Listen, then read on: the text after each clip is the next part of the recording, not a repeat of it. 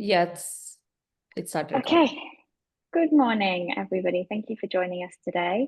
My name is Ped Pineapple. I'm joined by Cassie Destino and Samana Suresh, who are going to talk about their personal experiences and professionally within this remit. Today, we're going to be focusing on managing expectations with IVF, in which we're going to be exploring a few different topics. So I'll jump straight into it if that's okay. If you both wouldn't mind introducing yourself and how you've come to be in this space, just sharing a little bit more about you, that would be great. If we could start with you, Cassie.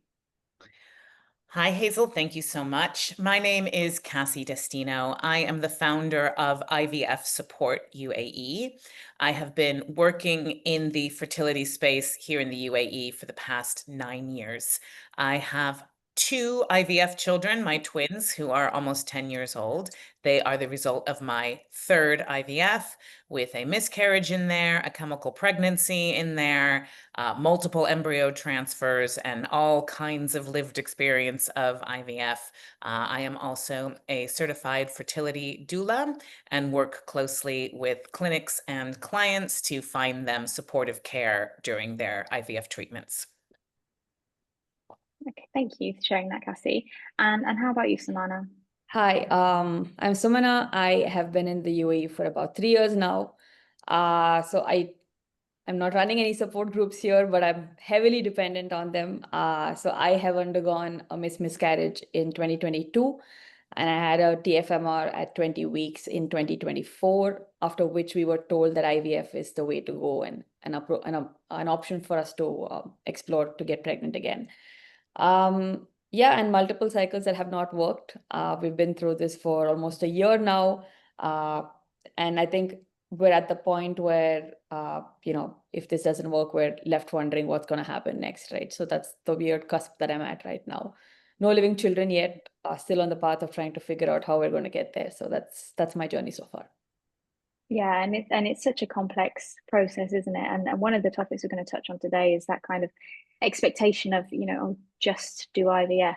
But when you go into it, the expectations can be very different, as we all know. A little bit about myself. I am a midwife, a UK trained midwife. I've been in the UAE for 13 years, and I worked in the UK for 4 years before moving here. It wasn't until I started navigating IVF myself, and had, was it 3 failed rounds of IVF, and then thinking, okay, yeah, I'll just do IVF and I'll go into it. And I started to do more work into fertility education, fertility support. And I realized that there weren't many people, and Cassie was already established at that point, but there wasn't many people around that were kind of offering support and guidance through the process. We did go on to find an amazing clinic, amazing doctor, and our last round of IVF did result in our two wonderful children. But it was, they say it's a journey, and it definitely was a journey to get there. One of the things that I think we all kind of want to focus on today is that there are no guarantees with IVF. And that's something that many people that contact me, I have a few people that are exploring their first cycle of IVF and not want to know what to expect. But many people that are contacting me are actually on their second or their third cycle, because there is this, I'm just going to go to the clinic, they're just going to give me IVF, and I'm just going to walk out of here with my baby. How did you find that, Cassie? Is that something that you experienced when you were kind of navigating it? And did you expect the guarantee of a baby with your first cycle, or were you a little bit more like I don't open-minded sort of? remember. It's been a You don't long remember? time since my Yeah. first cycle, and I have experienced and learned so much since then Mm. that it's hard to remember. I knew I was going to have an IVF. My doctor at the time, this was back in California, he told me that, I'll never forget this, that I was averagely infertile. So nothing. What even is that? He meant that there was nothing particularly difficult about my case. There was Okay. nothing that particularly concerned him. I just needed some help, and IVF was the tool to help me, and that just do that, and then that will work. And so what really did pull the rug out from under me with my first IVF was that I wasn't, of course, I was anxious that it would work. And of course, you know, when I was waiting for my blood test to see if I was pregnant, I was nervous and, you know, but I remember thinking, as long as I get pregnant, I will have a baby. And it it's not that I didn't know that people had miscarriages, but it just, that part of it never played into it for me. And Mhm. I just sort of thought, well, if I've had an IVF and I've gotten pregnant, then all's good. And then when I ended up losing that pregnancy at 11 weeks, it was really quite shocking because I thought, but I did everything. I took the pills, I did the shots, I went to the clinic, I did the procedures, and you know, so for that, I think is what that expectation was not managed for me. I was not told, I hadn't tested those embryos, and I wasn't told, you know, they said you're pregnant, your baby's going to be born on this day, the end, and that wasn't what happened. Yeah, and that's a challenging one because you don't want clinics to go around saying to everybody, oh, by the way, you could lose this baby.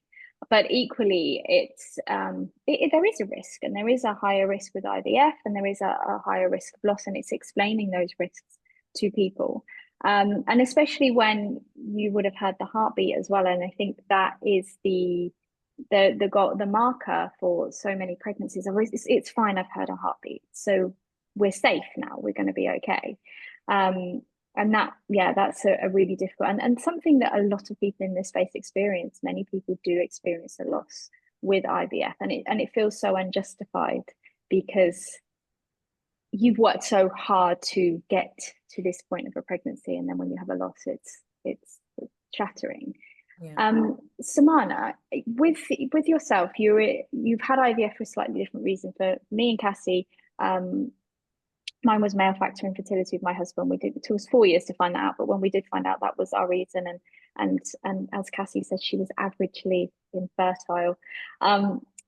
You had spontaneous pregnancies, so when you went into IVF, it was for a different reason. So what were your kind of expectations going into IVF after your losses?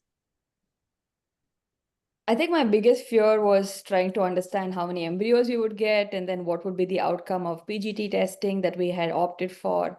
The good thing was my clinic was very upfront on what the attrition rate would be. You know, like you start with X number of embryos and you would land up with so many euploids. That's good. That would be a healthy expectation. But I think where we've been hit, and I definitely feel personally hit, is the fact that implants haven't worked for us. Like the transfers haven't worked. Because as someone who's not had trouble getting pregnant spontaneously twice, I thought that would be the easier part. So I walked into both my transfers thinking, oh, you know, this is going to happen. It's going to happen. And, you know, this will happen easily.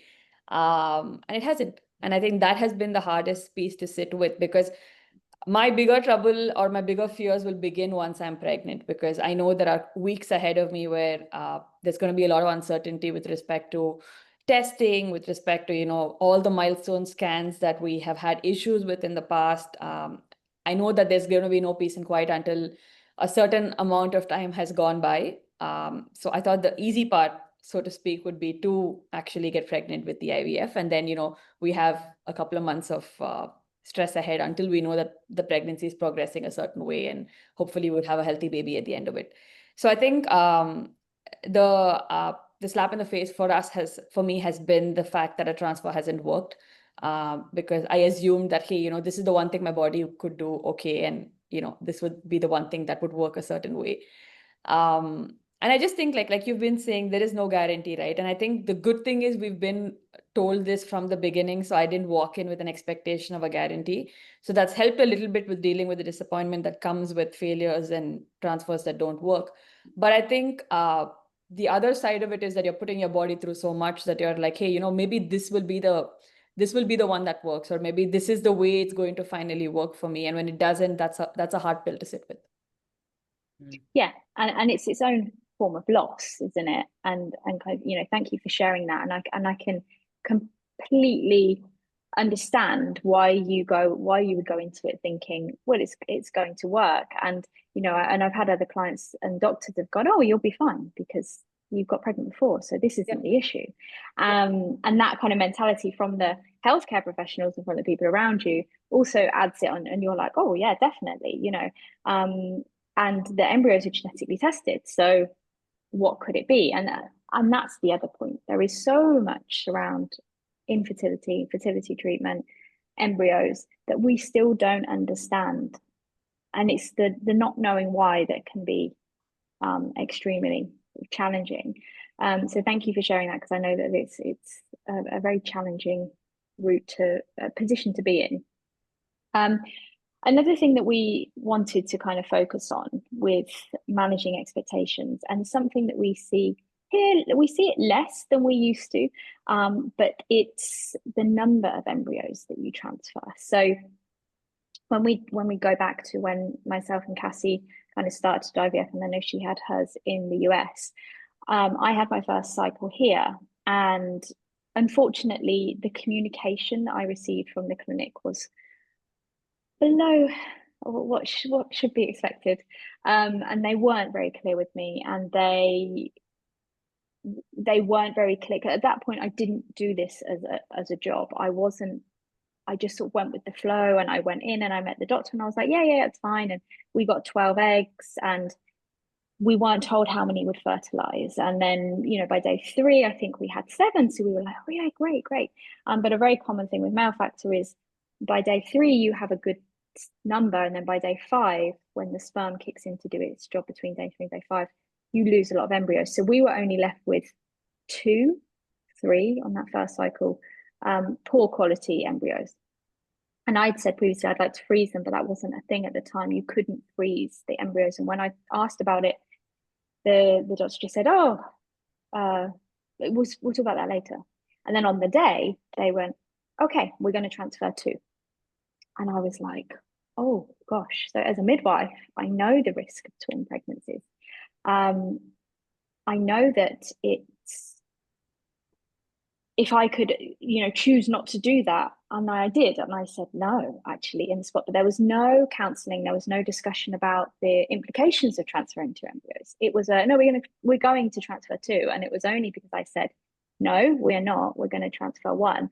What are you going to do with the embryo? Oh, we're going to discard it. And that was you know, so I remember sitting on the table wanting to burst into tears, because this isn't what I was expecting. I wasn't expecting you to do that. Now, fortunately, in the UAE, you can freeze embryos, so that does give you the choice. But when you're in that position, it's a very difficult position to be in. And we have experiences, and people have shared their stories of having 3 or 4 embryos transferred, and that's resulted in triplet pregnancies. And then you have a whole load of complications. So kind of the points that we wanted to focus on with double embryo transfers is the risk of twins. Now, Cassie can speak for her experience as a twin mum. So what did that look like for you, Cassie? So I did transfer 3 embryos, because back then, this was 10 years ago now, you're right, there was no freezing of embryos. I had I think on that cycle, this was here. So my first IVF was in California, but then I did 2 more here in Abu Dhabi. And this was my 3rd one. Actually, on my 2nd one as well, we had to test on day 3 to get results back by day 5, none of which would happen now. No. These were different times. And I have very often said that I'm grateful that I didn't know then what I know now. I would have made some different choices. I would counsel people to do different from what I did, but I didn't know, and I wasn't given the choice. And the doctor said, let's put, you know, these 3 normal embryos in. And he said, it's most likely that 1 would take, it's less likely that 2 would take, and it's unlikely that 3 would take. And, I don't really know what study he was quoting there. I'm not sure I've ever seen any literature supporting that, but that's what we did. And I ended up pregnant with twins. And, I was extremely lucky with them. And they went full term, and it was a very healthy pregnancy. But I have come to know many, many twin families since then. It's a real community, us twin parents. And I was absolutely the exception and not the rule. And very many of my friends had quite poorly premature babies. They had issues with preeclampsia. They had low birth weight. They had, problems with twin-to-twin transfusion syndrome. There's all kinds of extra risks that come. And, as well, I was nearly 40 at the time. So I wasn't quite as young and sprightly as I had been. Now, again, looking back on it, it worked out well for me. I have 2 healthy children that I am extremely grateful for. And so I can see how the temptation to transfer 2 embryos is absolutely there, especially for older mothers who might not want to go through all of this again a couple of years down the road. Or I hear a lot when I tell people I have twins, oh, I want twins. There is a real romanticism to being a twin parent. And, I think a lot of people think, well, if I can just get 2 babies with 1 IVF, better, I'll just be done. We call it 2 and through in the twin community. And so I can absolutely see why it's tempting. I believe that now doctors are much, much better about advocating for the gold standard, which is a singleton pregnancy. And we have the tools now to freeze these embryos. I think there's more understanding of what these risks can be. But, I remember a friend of mine's mother in the 90s, she had an IVF, and I think they put 7 embryos in her. But this was many years, this was more than 30 years ago. So this is when IVF was much more primitive than it is now. But that was I think a lot of people's understanding, if they've not been in it for a while, if they haven't been studying it and researching it and living it, this idea of like, well, just the more you put in, the better the chances. But we know that that's not true. And that certainly does not guarantee you. And in fact, there's evidence that shows that more embryos give you, a slightly less chance of having, any baby at all. So I think doctors are much, much better about that now. Yeah, that's and been I'm my not experience too. sorry. Yeah. Sorry. Go ahead. In my experience, and when we started the whole process, that was a question I asked because, on all these groups, you have people asking, saying, should I transfer 2? How many do I put in? And then you have the whole idea that, oh, if you have, and I've heard of people who've had twins through IVF, right? So people asked me as well. They were like, are you putting 1 in? Are you putting 2 in? And then I remember I asked Hazel, we spoke, and I also spoke to my doctor about this. And she said, no, we're going to do just 1 because, we want to do this 1 by 1. We have X number of healthy embryos. So we're going to do this 1 by 1 and we'll see what takes, because your body needs to take it a certain way. There are complications that come with twin pregnancies.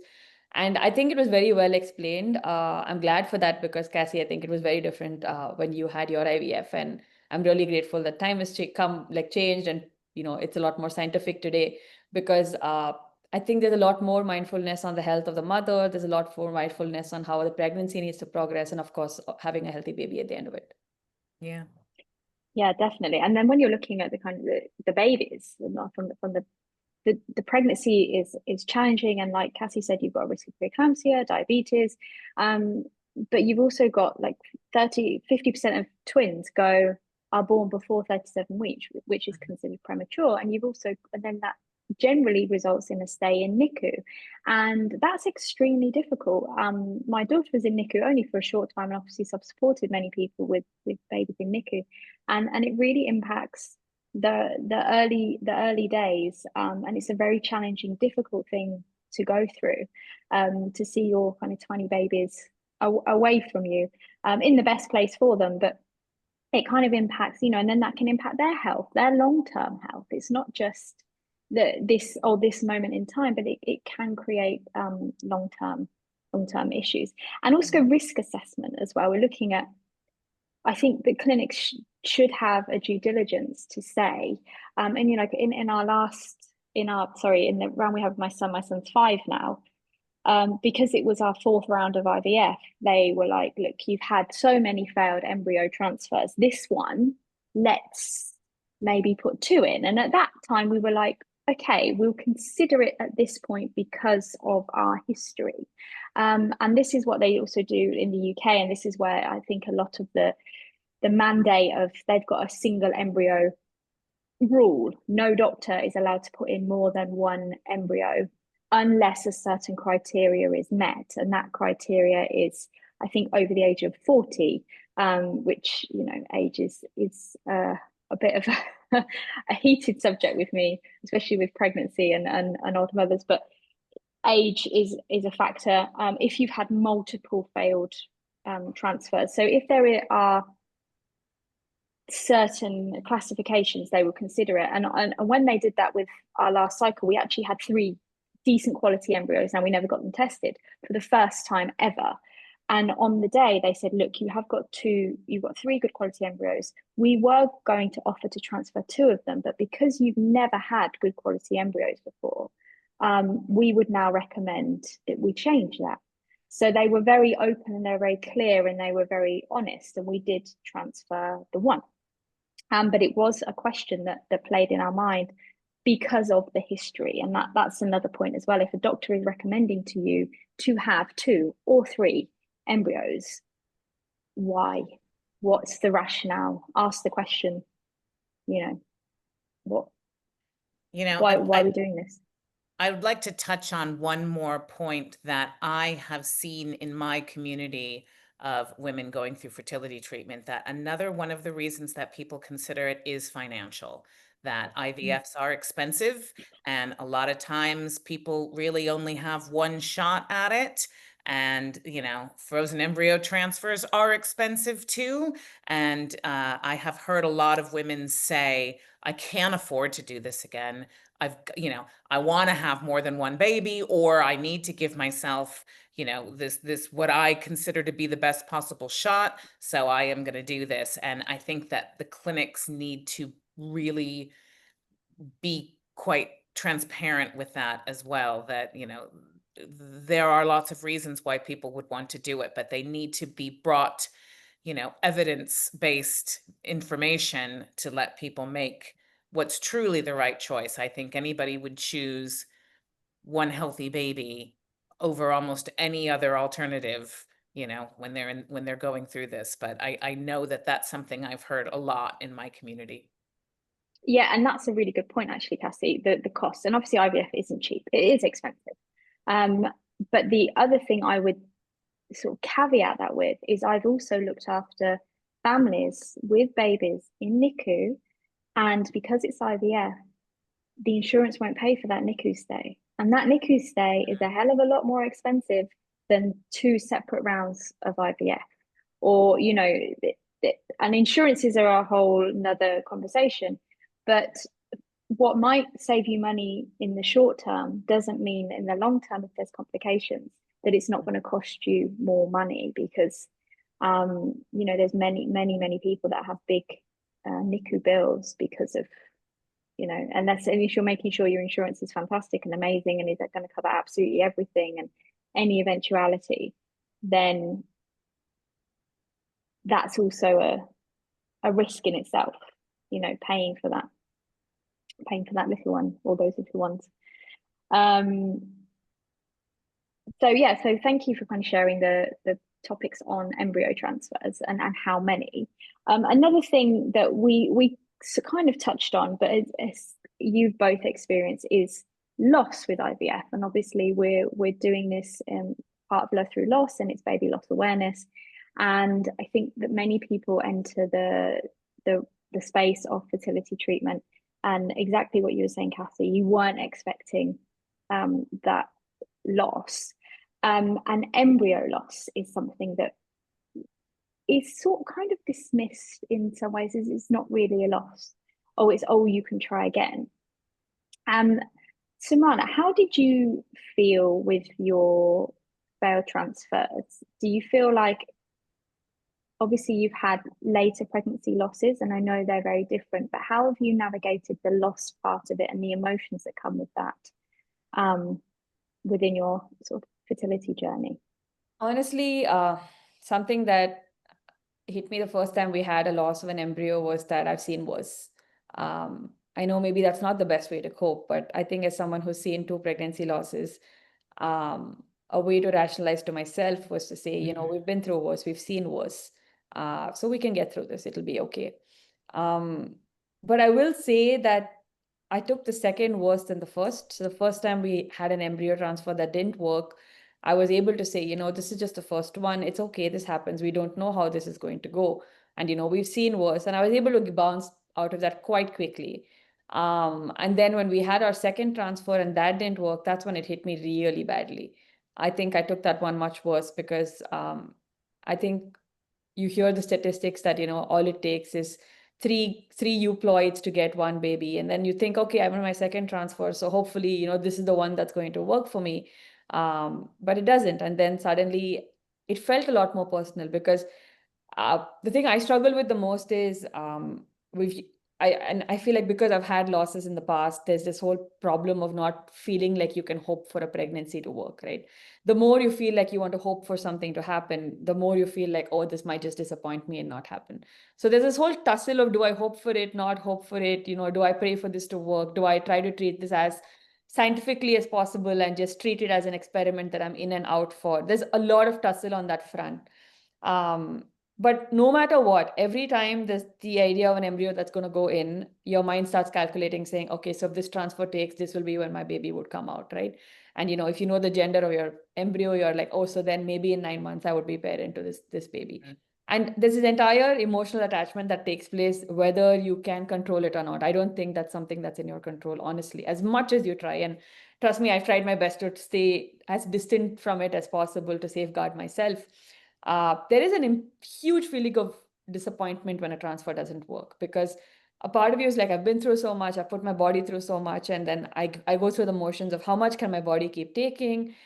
There's so many hormones that's going inside me. There's so much medication. There's a constant feeling of defeat when a transfer doesn't work. So I think the disappointment is really high. In fact, after our last transfer, we were told, just take a break, go on a vacation, forget you're doing IVF and just, you know, have a good time, because we've been in this for so many months now, and that's all that my body has seen for the last almost a year now, that it was important to take a step back and say that my life is not about doing IVF. My entire existence is not about getting pregnant and having a child, but there is an entire life to me that is separate from all of this. And I think all of those emotions are really hard to navigate. On a good day, it's fine. On a bad day, how I navigate this is support groups. I'm really active on the IVF support UAE group. I work with Hazel closely, so then I'm always bombarding her with messages, with WhatsApp voice notes, and I'm like, what do I do? How do I do this? You know, can we do a session and have a conversation? I'm really active on Reddit. There's a fantastic Reddit support group as well, where I'm either asking questions or, you know, I'm ranting about something or I'm answering someone's questions, because I think the crux of all of this has been that you need to find your village to get through this, right? And your village is not just the people in your life, but it's also strangers on the internet who just make you feel less alone. Because if there's something about IVF that I've learned, nobody talks about it. I haven't spoken about it publicly. So I think when this video finally goes out, there are going to be people who are going to be like, oh my God, we didn't know you were doing this, because I've been really private about it. But there's so much of taboo around conversation. There's so much of, we don't talk about these things publicly because, you know, we don't want people to know, or in my culture, there's this whole concept of people might, you know, cast eyes, or, you know, people might wish ill or wish well. I mean, there's so much of spiritual taboo around talking about fertility as well, that I had to find a village. I had to find a village of people I could talk about with this, because it feels less lonely then, and it helps you get through the failures better. It helps you get through the disappointment better. And that's what kept me going. And of course, my partner, my sister, therapy, all of those additional factors that come together. And, you know, that's the core of how I'm staying strong and standing on my feet every single day. But you can't do this in isolation. Like getting through IVF is impossible in isolation. People think it's okay to just sit quietly, but I think it eats into your brain. It could really get to you. So I would say the disappointment is large and it's real, and it's important to acknowledge. Like you said, Hazel, it's easier to say, well, this is just an embryo and we can try again, and but it isn't just an embryo. You know what's gone through your body to get that embryo out there. You know the amount of stress physically, mentally, financially you've endured to get one single embryo. Yeah, and it's important to acknowledge that. Yeah, absolutely. And there were so many points that you touched on there that I'm like, yes, yes, yes. Like the support and you have that embryo transferred and you are pregnant until proven otherwise, and finding the village and being in the village and with managing expectations. There's a fine line I've found personally and professionally, and it depends who I'm supporting. But with our first couple of transfers, we were really open, we were really honest, and I told family and I told close friends, but then when it didn't work, they were messaging, oh, it's your test today, and then that felt like an extra layer of, oh, I've got to protect their feelings, or I'm gonna have to justify it to them, or I'm gonna have to talk about it to them. And then our second or our third we had in the UK, and I remember actually having my period before I did the test, so I knew it hadn't worked. And I ran off to a travel lodge. I went and stayed in a hotel. So I didn't have to see anybody because I needed to grieve myself and just focus on not being around anybody that I knew. Because for me, that is not necessarily the best way to always manage things, but you handle your own grief, because it is grief and it is something that you navigate. And then the third cycle, didn't tell anybody at all, which was also very difficult because then you're not going to social events, or you're going out of work, but you're not saying why you're leaving work, or you're keeping it really secretive because you don't want to share it. And then I think the fourth time was when I met Cassie, and I was on IVF Support UAE, and there was other people going through the same thing at the same time, and they were strangers, but they gave me a lot of comfort and reassurance when I was going through that cycle. So surrounding yourself with people, and I know that, like Cassie, from your experience of IVF Support UAE, this is where it came from, right? And absolutely, I think that there's something really true about how it can be more comforting to speak to strangers who are in the same boat than the people who love you the most, who can't relate to what you're going through. And, to be able to share what you're going through with people that are saying, yeah, I had that too, and this is what I did. Or, I had that test result once and I tried this, can be enormously comforting. Or just to say, this is what's happened and this is how I feel. And to have someone else say, yeah, me too. Your friends love you and they want to support you and they want to protect you, but often the support and protection that they offer is not the support and protection that you need. And it can feel even more isolating when, you're talking to your closest friend. If she's not gone through it, she does not understand it. No matter how much she wants to and wants to be there for you, she doesn't get it. And, you don't want to be a burden. You don't want to bum them out. It's very tricky. IVF is, I often say, like almost equally emotional as it is, physical and medical. And, it just to have a tribe of people who get you, and almost better that they don't know you, because then you're not bumping into them. You're not seeing them at Spinnies and they're not stopping you and saying, how did it go? How was your last transfer? You don't have to deal with that. I often say to my clients, I am your friend who's gone through IVF without actually being your friend. And you can tell me anything. And, a lot of times I don't even meet my clients in person ever. And I'm just there to be on the other end of the phone, on the other end of a WhatsApp, just, supporting them through my experience, which I think is more valuable. Yeah, and I think Sorry, go Right. ahead, Samana. I think there's also a lot of pressure on managing everyone else's emotions, like Hazel was saying. That's something I'm really I struggle with a lot because, you know, there's people who know we're doing IVF, then there's people who do not know we're doing IVF. And the ones who do, I sometimes just have to send a message and say, you know, this didn't work and I don't want to talk about it. And be very clear that I don't want discussions on why it worked or didn't work. Because I'm managing my expectations. My emotions are hard enough to manage. And then there's that of my partners and mine together as prospective parents. And then, you know, you have factors of family. And every time something comes up, you're like, oh, maybe this is when my parents will be grandparents again, or my sister will get to be an aunt again. And every time it doesn't work, you have those emotions to manage as well. And as much as everyone's protecting us from how they feel, I agree with you, Cassie. There are times when I'm just like, I don't want people I know to know what I'm going through. I would just like to talk to a stranger. I would just like to, you know, rant to my doctor, speak to Hazel, rant to the internet about how horrible I'm feeling. And no one else needs to know how horrible it actually feels, because it just gets a lot. It gets a lot.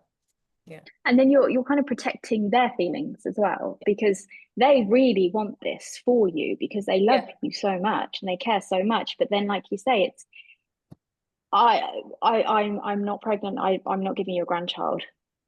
And then you've got that, like, then they sort of grieve, or then they're upset for you. And I'm like, no, I don't want you to be upset for me. And they mean it with the best intentions and love, but you are managing your own grief. You don't then need to manage people around you's grief as well, which is you know, a big thing. So I would say, like, a sort of last 10 minutes or so, takeaway points. If you were to, somebody is watching this and they are starting their IVF journey, what would you recommend that they, how best to manage their expectations going into it? If you had some key points, what would you both sort of recommend? Go ahead, Cassie. I would say that informing yourself as much as possible about why it is you're having an IVF. Is there a physical condition? Is it a hormonal condition? What is it that has brought you to your doctor in the first place? And get a good understanding of your diagnosis and, you know, why IVF is indicated for you, and to understand as well you can the IVF process as it will pertain to you. So there'll be different steps that a couple would take if it's male factor than you would if it was endometriosis, for example. So to get a really clear understanding of, why am I having an IVF?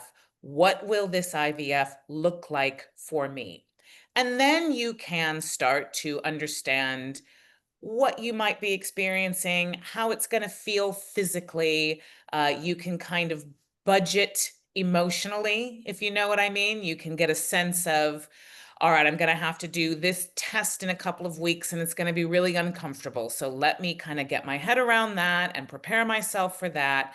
And, you know, finding a doctor and a clinic that really partner with you in a way that makes you feel comfortable, that you feel like you can ask your questions and be heard and be listened to, and to ask for a realistic expectation from your doctor, which they should give you. They should be able to tell you, I feel that your chances are good if we do this. And, you know, they should, you can even say to them, I am asking you to partner with me in managing my expectations for this cycle. Tell me what you think I need to be thinking about as I head into this cycle, and what you think my realistic chances are here. And then you can decide, do you want to seek external support? Do you find it useful to have a community around you? Not everybody does. Some people just want to keep it. I never did. You know, ironically, I run this community, but when I was going through IVF, I didn't tell anybody except my husband. No one knew. And that was what was comfortable for me. And, you know, and that could be how it is for you. And there is no incorrect way to support yourself during this. If reading a lot of books helps you, if looking on Reddit threads helps you, those tools are absolutely available to you and you should take full advantage of them. If locking yourself up in a travel lodge is what you need to do, that is as legitimate as anything else. No one can tell you how to experience your own emotions as you go through an IVF. And if you are clear about and clear-eyed about what your chances are, then you can get on with it. Take your deep breath, stare it in the face, and get on with it.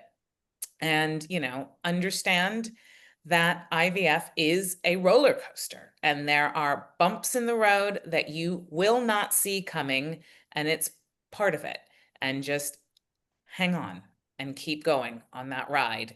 And, God willing, you end up where you want to be, but it might not happen the first time. And that is very normal. That is very much what many, many, many women's experiences with IVF are.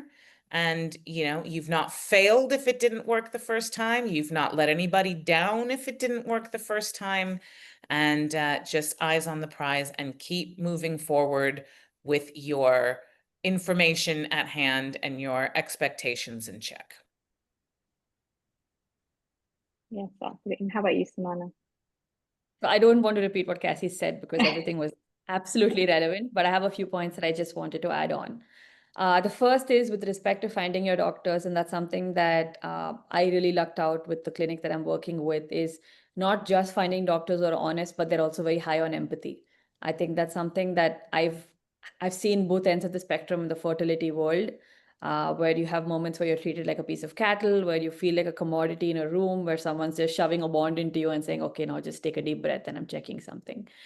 You don't want to feel like a commodity in an IVF clinic. You are a real person with real feelings, and everyone deserves to find a clinic that treats them that way, with teams that treat them like human beings and empathize with what they're going through.